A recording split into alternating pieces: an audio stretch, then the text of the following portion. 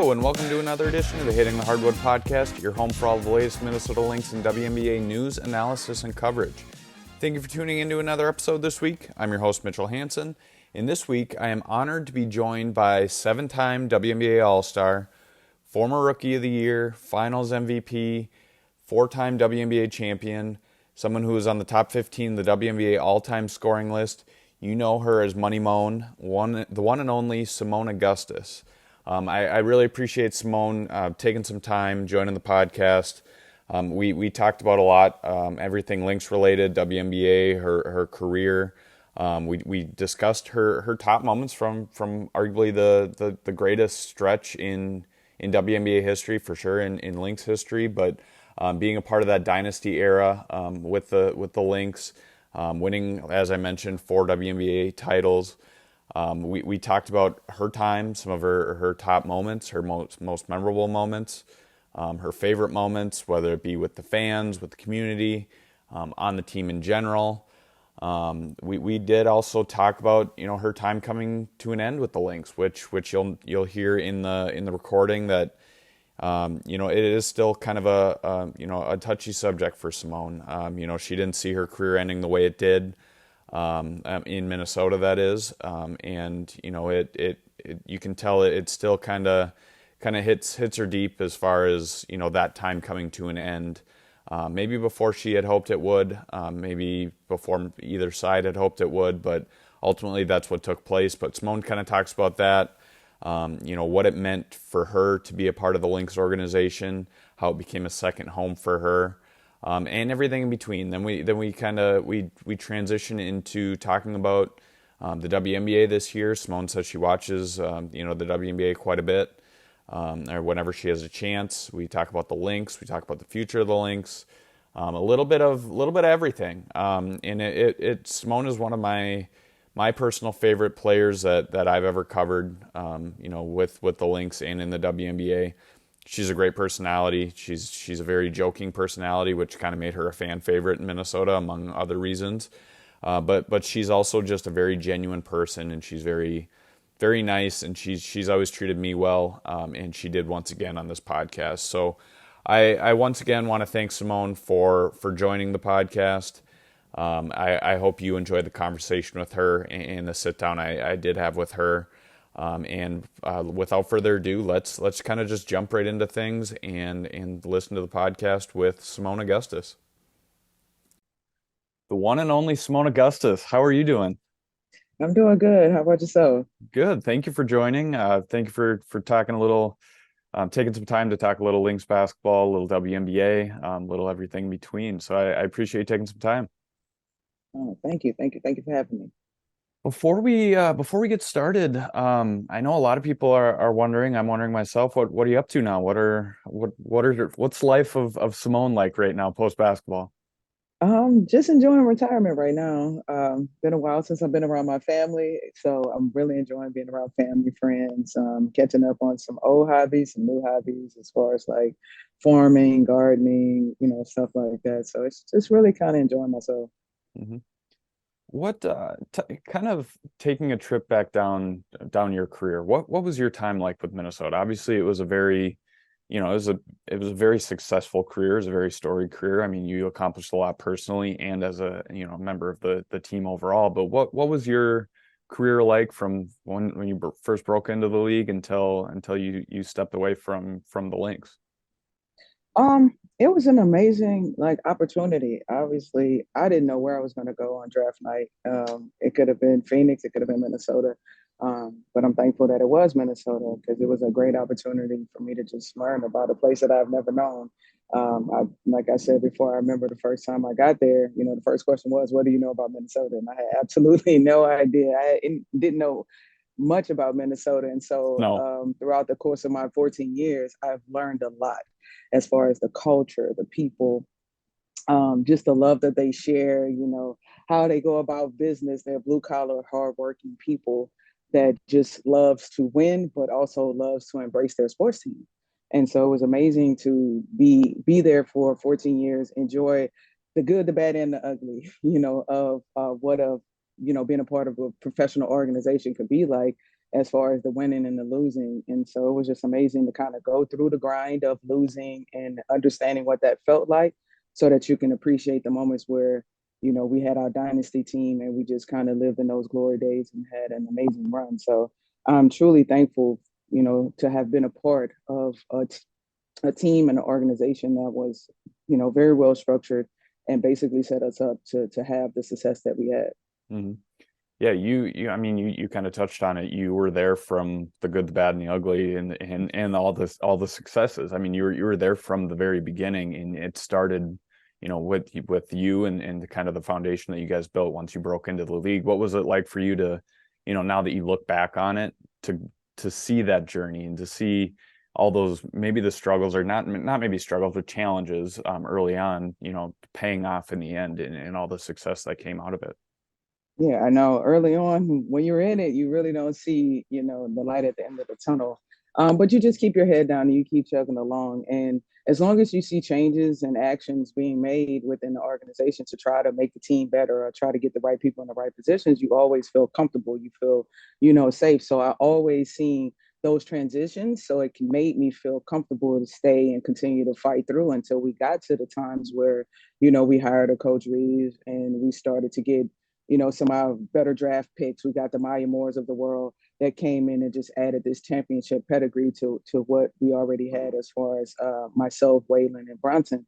And you still never really know if it's going to come together. And so to be able to just kind of go through that process and see the sacrifices that were made amongst all players and staff to kind of just make this thing, go, it was amazing to be a part of that. That was probably my best basketball experience, in my journey. And I've had many great moments, but, we came in as strangers, some of us, and we ended up being family, toward the end of it. And so I guess that's what the main thing was, the opportunity to just enjoy people in our journey. Mm-hmm. One thing that, I know Waylon's talked about it a lot, Sills talked about it a lot. I mean, everybody that was really a part of that core dynasty team, they talked about your selflessness and you being, opening yourself up to everybody else coming into the team. And when that time, when that happened, I guess from your perspective, what was it like, having all of those new faces come in, not only, Coach Reeve, but all the teammates that you had, joining at that time? It seemed like it all happened at once. It did. And I welcomed it. I was ready. I mean, I had been through 3 or 4 like horrible years. We were the laughing stock of the league. And so it was a point in time where it's like, well, I can keep scoring 20 points a game and we're not winning, or we can start to build something here. And the first conversation that me and Coach Reeves had was about just what was going to be needed in order to build what it was, this idea, this vision that she had. And I was all in from day one. And after that, it was just a matter of us trusting one another and believing in one another.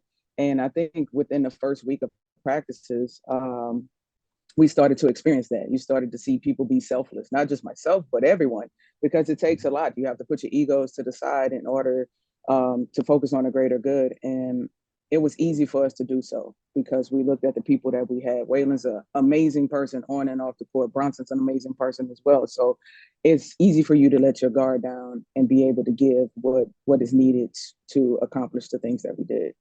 Mm-hmm. Now that you look back on it, do you have, and this might be hard to just come down to one, but do you have just one maybe top moment or favorite moment from your time with the Lynx? Is there anything that initially stands out? Is it maybe the first title? Is it even just getting that opportunity? Anything that comes to mind? Yeah, it's always the first title, obviously, because that's what we all dream of. I mean, I'm quite sure Waylon, before she got to Minnesota, had visions of winning one in Connecticut. Brunson actually did win one in Sacramento before coming to Minnesota. But yeah, that first title is probably just because we had no eyes on us, no one cared. They really thought we was the same old Lynx. Like, we always started the season fairly well, and then all of a sudden something happened and we go on this ridiculous losing streak. But this year felt different. It looked different. And I think, going into All-Star break, we had not just myself, we had 2 other All-Stars. We had 3 All-Stars that year, first time in a long time to have multiple All-Stars.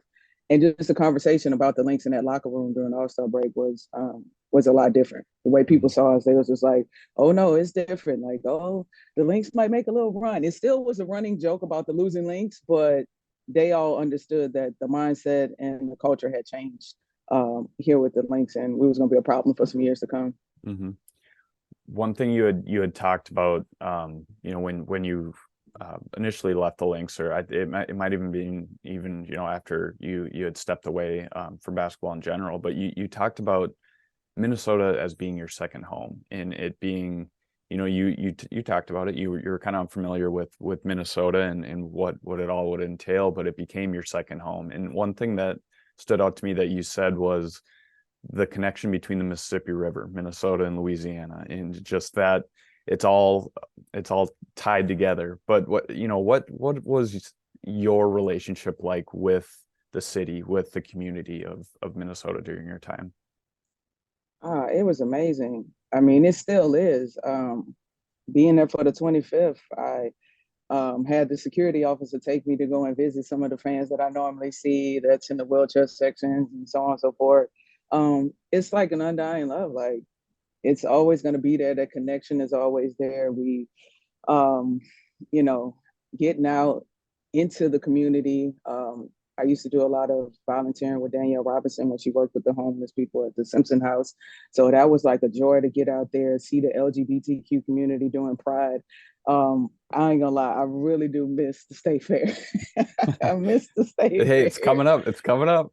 I know, and I thought about making my way on up there. I'm like, oh my God, every year I see like the little advertisement or whatever, and I'm like, it just digs at my heart. But Minnesota has always been a home. And just studying up, I knew the Mississippi River ran, but I didn't know that it ran from like the heart of Minnesota, like basically Minneapolis to the heart of Baton Rouge. And I'm just like, how divine is that? Mhm. That the two places that literally tug on my heartstrings are connected in that way. So it's forever going to be there, Mhm. that connection. How about the Lynx fan base? I know a lot of people, and this is going to sound like a knock on the Lynx fan base, but they're a crazy fan base in a good way.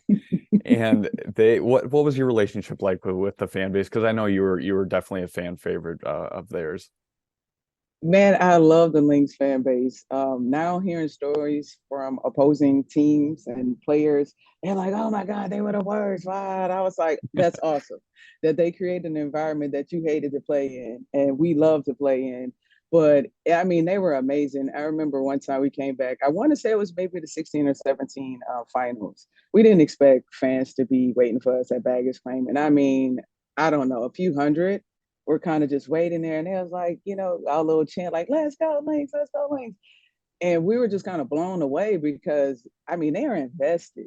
They come all ages, all races, all everything. And that's the most beautiful part about it is the diversity, the inclusion, the beautiful rainbow of people that come to celebrate us night in and night out. And they give their all. And, that's what we were able to feed off of every night to do what we needed to do.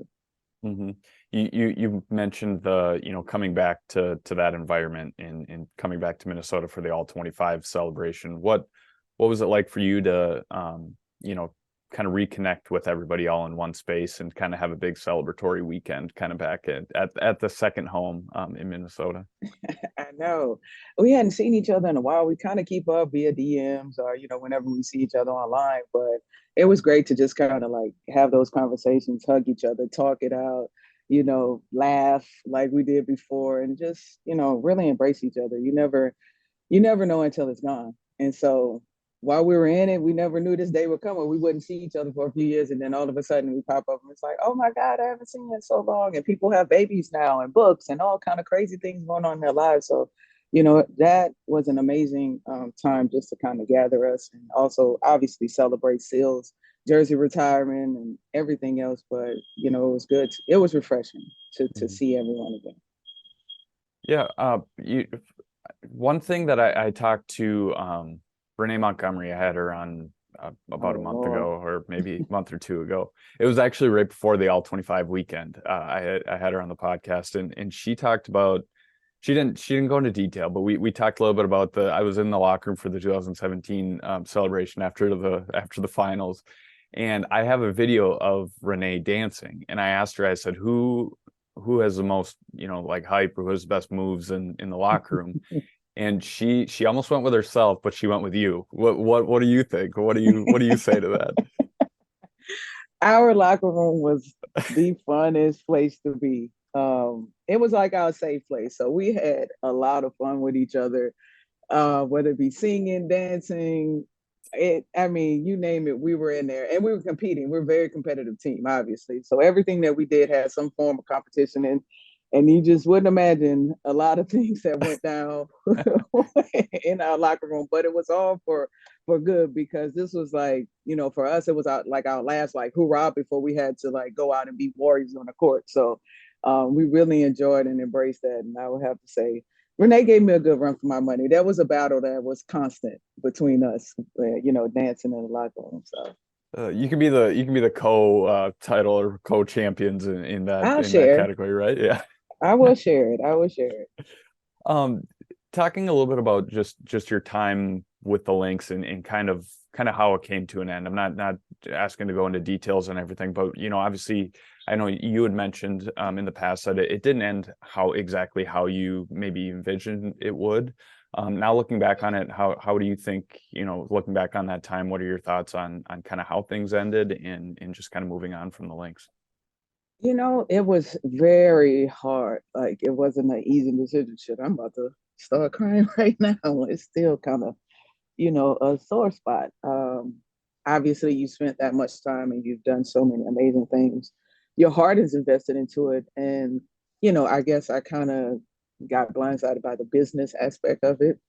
Um, but like I said, it's always gonna be shit. I'm trying to Mhm. get through it. I'm sorry. I mean, it's always gonna be love there. It's always gonna be like opportunity to grow. It's just like a Mhm. family. You know what I mean? You get into it with your family member, maybe you don't speak to them for a while, and then whatever happens, you kind of circle back around. You kind of circle back around, and things are a lot better. Conversations are different, understanding is better. And so um that's what it's kind of been, is, as far as like the hopefulness of the mending. Mhm. But it's been great. Like I said, the 25th, they embraced me. I was able to come back and share those moments. And so obviously, the healing has happened or has begun. Mhm. So sorry. Absolutely. Yeah. This guy. No. I'm No, so sorry. I apologize. I'm Uh, so sorry. what kind of shifting gears to kind of this season and what we have going on this season. What are your thoughts on kind of what we've seen from the WNBA or in the WNBA this year and what's kind of taken place so far? It's been amazing to just kind of be a fan. Hmm. I've haven't been able to be a fan for a very long time. So now I understand the mania behind, like, our fan base. Like they're just like, we love it. Because I'm sitting here and it doesn't matter. Every game I'm watching, whatever team at whatever time. And it's just amazing to see the growth of the league.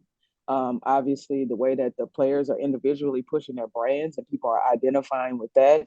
The conversations that they're having, like they're still trying to push the needle forward. We're going to continue to have these conversations about charter flights, expansions. These are all things that, prior to, I don't think we were as loud as we needed to be, with the concerns of player experience here in the WNBA and things like that. But these young ladies are doing an amazing job, just, being on the front lines and doing the things that's necessary to push this league into, the direction that we hope for in the near future. But as far as the talent is amazing. And I know everyone is anticipating this year's draft with Caitlin coming out and Paige and so many great players that's going to continue to help grow this league. So I'm actually excited about the possibilities of what could be. Hmm. I I was watching the Commissioner's Cup championship and just the battles between Las Vegas and New York this season, and everybody kind of anticipates them being the top two teams. As somebody who was in, I kind of view it as a similar thing to like the Lynx Sparks matchups of that dynasty era for the Lynx. What do you see, as somebody that was involved in that, do you see some similarities there of just kind of the top two teams kind of battling it out and them being kind of, atop the league for a few years? Yeah, I do. I see some similarities, especially with like New York. Their team is kind of, built similar to what the Lynx would have as far as like personnel. But then there's also the like what we are watching is the sacrifices that need to be made to see how this team is going to gel together. And Jonquel, initially struggled early on with finding her way, that Niger certain players, and then now we're starting to see them kind of bring it all together at the right like time of the year. Like this last 10 games or so, you're starting to see them kind of pick it up. Vegas, on the other hand, is one of those teams just like real feisty. They're going to fight to the end, defending champions, obviously, but they're a little bit disadvantaged when we look at the bench, the depth, and people wonder like how long can they keep this up, like not having as much depth as some other teams. But as far as the rivalry or the competition that this is going to create, this is what people are looking forward to. The Commissioner's Cup, I don't know if they put the analytics out yet from last night, but I'm quite sure it's probably one of the most watched Commissioner's Cup since we started it. And it's only going to continue to grow. That rivalry will only continue to grow interest in this league and in those players and what we have going on. So I'm excited about seeing where they can go as far as building their dynasties. I kind of going off topic a little bit. It just kind of made me think of, expansion of the league. I know that that's something that, players have talked about for a while, coaches have talked about for a while, people, followers of the league have talked about for a while. Speaking of the talent that you just had talked about and, the amount of talent that's even going to be coming into the league in the next few years, do you think that, as a player, and having gone through everything, do you think that roster expansion is maybe a little bit more important, or do you think team expansion would be a little bit more important? I would say roster expansion, just because that's something that can happen right away. Like right now, we can add 2 or 3 more spots, as opposed to finding investors to invest in a team in a different city and building a different brand. There's a lot of things that players, if you're watching the PA and seeing what's being talked about, is a lot of things that players still need in order for their player experience to be where it needs to be. And, for them to do their job, for them to be able to live a life of comfort, so let's clean up those things before we start introducing, at least in my eyes, let's clean those things up, add new jobs before we start to expand, because wouldn't that franchise have the same problems that we're currently having, even though we've expanded? So let's kind of clean up the things that need to be fixed. And then as we add new teams, then they're just walking right into the goodness of the things that we've already fought for, That's one thing that a lot of players, you mentioned, players using their voices, maybe a little bit more than, players have always used their voices, but maybe even a little bit more vocally this year. And that's one thing that a lot of players have talked about. Like, we have a lot of stuff that we got to figure out right now. We got to figure out, charter flights. We got to figure out, everything in-house before we kind of branch out. And that's something that is interesting to hear the player side of things talk about that, because you hear all the fans all the time. All the fans just want expansion. They want the league to grow, and it's not that easy. So it is interesting to hear that, and I do think that, you look at even like the Lynx, or even in your days, that a lot of times you only roster 11 players too, because that's that's all you can get, or you want that flexibility down the stretch, and so it's not even 12 players. It's 11 players on most teams. So even expanding to 13 would be something. But yeah, that's what we, try to get them to understand. Like, you don't have to hold 12 players on your team. So most teams opt to just have 11, and then that 12 is an option later on in the season. But I'm not sure. You have to fact check me. I believe in 06, when I entered the league, we had 14, maybe even 15 players. All of them didn't travel, but we had extra bodies for practice. We had, we had an opportunity to develop those players if that was the case. And that's a conversation that needs to be had, as we see in a lot of these collegiate players starting to enter into the WNBA draft. And everybody's like, whoa, we got first round draft picks getting cut from teams. And it's because we're limited on positions, or, the conversation around how can we develop these players as they come in from the collegiate level to prepare them for the pros. It's like, you need those extra roster spots to be able to have them get comfortable in a home, to build and develop them to become an eventual, bench player, starter, whatever it is. So, yeah. When you mentioned you talked about, watching a lot of games, do you still watch specifically Lynx games quite a bit? Do you try and tune in as much as you can?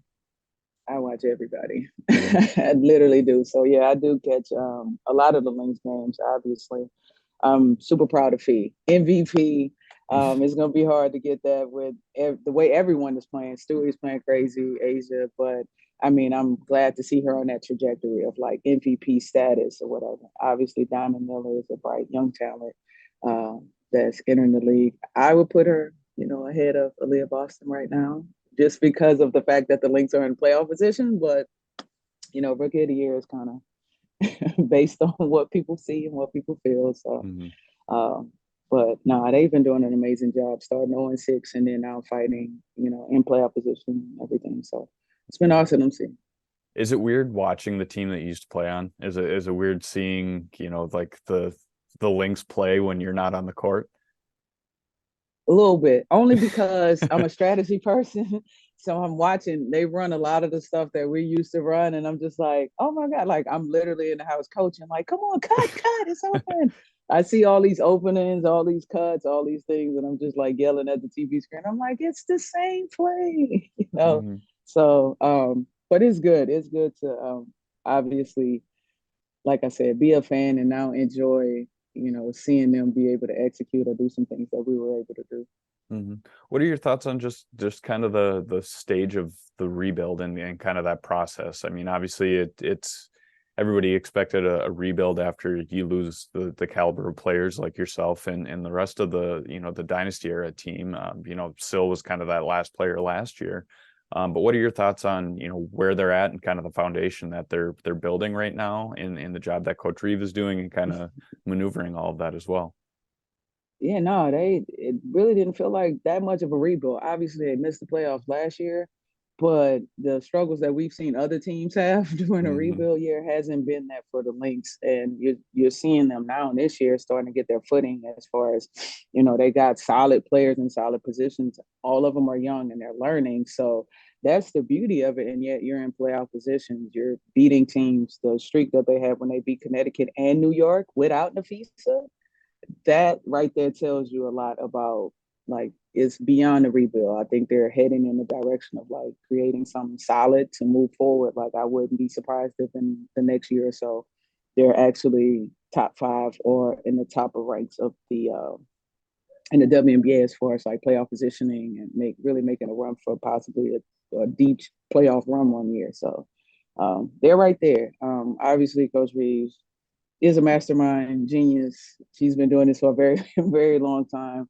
And it's no different. You can see the work that she's put in with these young ladies to just keep them effective, efficient, and basically, like I said, they run the same stuff that we did, maybe a few twist turns here based on personnel. But I mean, I see the same effectiveness she's had over the years with with the team that she has today.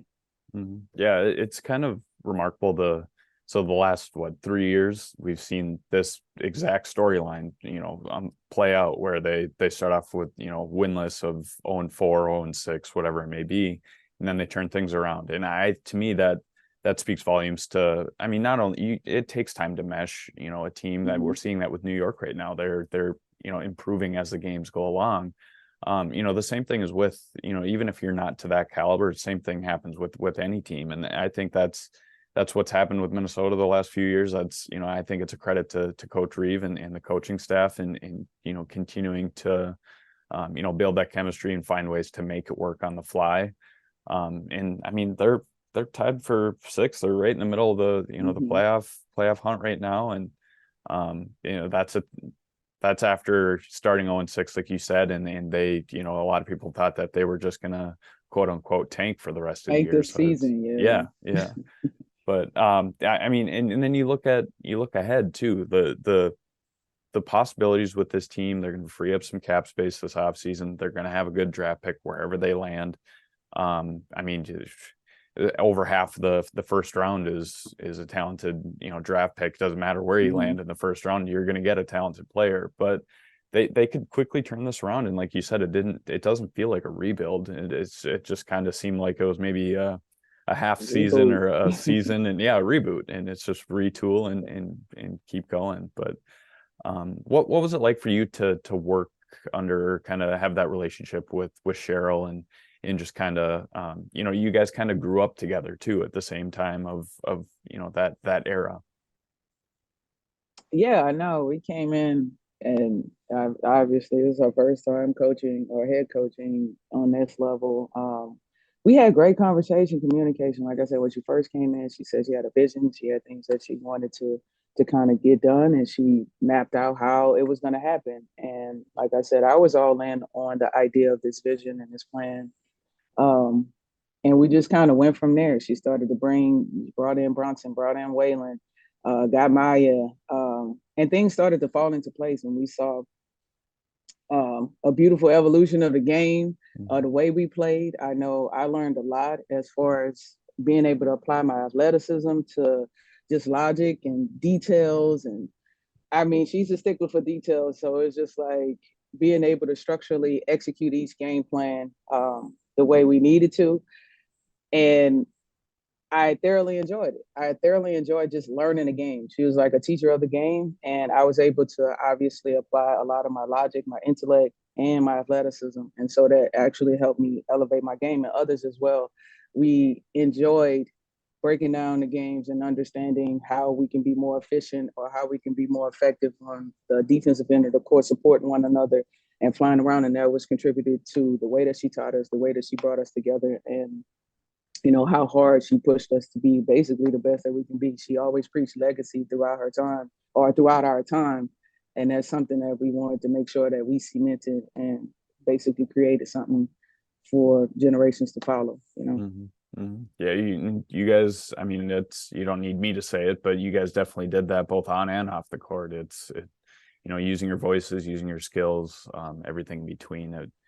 It was definitely a pleasure, and I think a lot of people look back on that time and they're like, holy cow, like that was really a really special team, and I don't think we're ever going to see it again. And it's very hard to do because, like you said, it's not only a mix of talent, and there was a lot of talent, but it's a mix of people willing to make it work, and that's just, it was a perfect blend of everything. But before we wrap up, I wanted to kind of open it up to open things up right at the end. If you could say one thing to maybe Lynx fans or Minnesota or anything, is there anything that comes to mind for you? Oh Jesus, I already cried on here. I'm still like, I'm still like, oh no. Nah, I'm just truly thankful for my time that I've spent there. Obviously honored to have represented the Lynx for so many years and brought a lot of pride and joy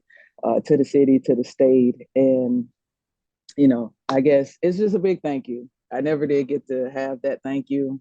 And so I guess this is my opportunity just to say thank you for allowing me to be and enjoy and to grow as a woman and to become, I guess, legendary. Thank you. Cool. Well, thank you so much, Seimone. It was not only a pleasure to cover you during your playing career, but I appreciate you sitting down and chatting with me and kind of opening up about things. So I appreciate you taking some time, and I wish you the best of luck in retirement, and hopefully you still got those dance moves that you and Renee were talking about in the locker room. I still got a few. I got a few. And maybe we'll see you at the State Fair too. How about that? Oh man, don't do that to me. All right. Thanks, Seimone. I appreciate it. Nah, thank you. Thank you once again to Seimone for joining the podcast this week. As I mentioned, it was an honor to be able to sit down with her and talk to her and kind of break down things as far as her career, her time with the Lynx, and how everything has transpired since then, and what she's up to now. Seimone is, like I said, she's a great personality. She has a very kind heart, and she is Minnesota basketball. She's one of the faces of Minnesota basketball. So I really do appreciate Seimone joining the podcast. I hope you guys enjoyed that sit down with her, and there definitely will be more to come here in the future.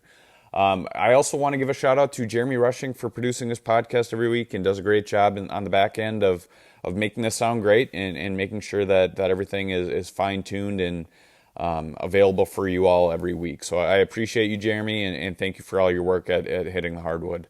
I also want to bring up our Patreon page. I've mentioned this in the past, but patreon.com/Hitting the Hardwood. You can find a lot of exclusive offerings, whether it's early podcast access, extra newsletters that includes kind of bonus or exclusive content that I don't offer anywhere else. I oftentimes share nuggets on there that I don't share elsewhere. So that's one of the perks of being a patron is you get that information, as well as just on our Patreon page you get bonus content. You get extra reaction pieces. You get bonus content from me. You get as I mentioned earlier, podcast access, much more. You also get discount at our Hitting the Hardwood store. Just for being a patron. It's as simple as that. And I try to, I listen to your feedback. I want you guys to continue to, submit that feedback to figure out how I can better suit you in our Patreon community and give you a top-notch experience. Because you're giving back to me, I want to be able to give back to you. And I also am willing to hear any positives or negatives you have for me, whether it's a podcast, anything Hitting the Hardwood related, newsletters, whatever it may be, Hitting the Hardwood store, anything. I want to hear your feedback because I want to better perfect what we do on a daily basis and in the offerings that we do offer to all of you. So go check that out, patreon.com/Hitting the Hardwood. Try a 7-day free trial, test it out. If you like it, please consider to sign up for a membership on our Patreon page. I promise that it is worth it, and there will be more included here moving forward. I also want to give a shout out to our two partners, as I do every week, Homage and Better Edge. Let's start with Homage. Homage is a vintage clothing store. That's you can go visit them at homage.com. You can get a lot of Lynx gear, a lot of WNBA gear. You can get really anything you want there. They have great gear. They have very comfortable gear. I think that's more important than anything else. And it's gear that just looks great. I have 3 items myself. I'm definitely gonna be buying more. It's great stuff, and it's not expensive either. It's actually really reasonable, and you get a high quality product. So please go check them out. Homage.com, HOMAGE.com. If you do visit a couple of the URLs or a couple of the specialty links that we have on our social media, on our website, anything in between, you can find it really anywhere. If you visit those links or if you click on those links, buy something at Homage, a portion of that purchase comes back to support Hitting the Hardwood. It's not any extra cost to you. You're still paying the same as what you would either way. But a portion of that purchase comes back to support us at Hitting the Hardwood and the work that we do. So we appreciate anything you can do, and go check our friends out at Homage. And then BetterEdge.com, BETTOR Edge.com. BetterEdge is one of my favorite betting apps. You can go there and it's very user friendly. You can play against other people. You can do competitions. You can do really anything. You can bet on the WNBA. You can bet on other sports. You can do whatever you want. You can go bet against yourself if you want to. I regularly host competitions on kind of busier WNBA nights. You can come join a pick'em league against me. You can take my money. Oftentimes a lot of people do take my money, so feel free to come take my money. I'm okay with it. Every once in a while, I find I get on a hot streak and maybe I'll win once in a while, but more often than not, I lose. So come take my money, and it's very cheap. I normally do just $1 entry to that pick'em league, so it doesn't cost much to join. And if you don't want to do that, check out other sports. Check out the WNBA. Bet by yourself. Bet with other friends. Whatever you want to do. BetterEdge is great, and I will continue to use it. I have been a long-time user. And it's a great platform to use. So please go check them out, betteredge.com, BETTOR Edge.com. If you go to betteredge.com/Lynx, you can use the promo code LYNX, LYNX. And if you do that, if you're a first-time user, you get a free $20 in money to play with. So if that's a reason to convince you to go check out BetterEdge, please do so. It's a lot of great stuff, and they're a great company. They're great individuals. I know I've been working with Greg a lot. He's been phenomenal, and they're just great people there at BetterEdge. So please go check them out. Go check out Homage and BetterEdge, and go check out those platforms and see what they offer, because it's a lot of great stuff. And I look forward to continuing to partner with them at Hitting the Hardwood here moving forward. With that said, that will wrap up this week's podcast. I really do appreciate you listening. I appreciate you listening every week. I appreciate you guys, sending feedback to me. Responding with what you liked, what you didn't like, what guests you think I should have, just kind of your reactions to the guests we do have. I really appreciate any feedback you can send my way. If you do have any questions, email us at hittingthehardwood@gmail.com. I'm always open to interacting with you guys over email, on social media, whatever it may be. So please continue to listen. Please continue to check out Hitting the Hardwood. Check out our website. Check out the store. Check out Patreon page. Everything in between. A lot of great work, and I look forward to continuing to provide this Lynx coverage and this WNBA coverage for years to come. So thank you again for listening. Here's to another good week. Here's to a week filled with Lynx basketball. They have another kind of normal week here coming up. So it'll be nice to see the team continue to take the court. Continue to fight for a playoff spot. They're in the heart of a playoff race, which is kind of hard to believe with the start of the year that they did have. But they're playing well. They're in the heart of a playoff race, and they look like a playoff team right now with a few games left to play. So exciting time of the year. We're winding down to the end of the regular season, getting ready for the playoffs. But this podcast will remain every week throughout the rest of the season and beyond that. So I appreciate you listening. I'm really excited about some podcast guests we have coming up here. We're going to continue this, the list of strong guests that we have had. But we'll continue to also enjoy the Lynx basketball season as long as we possibly can. So thank you once again for listening.